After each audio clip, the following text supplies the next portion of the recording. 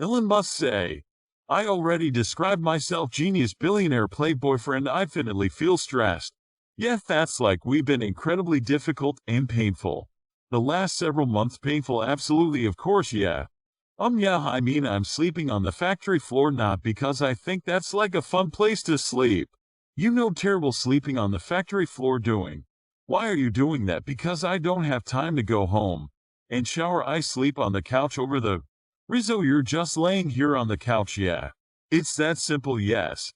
I don't believe like people should be experiencing hardship while the CEO is like off on vacation. Truth is stranger than fiction. Okay, this is why it's important, and even if the odds are that it won't succeed, it's worth trying to do it. Then I think you can create a great company.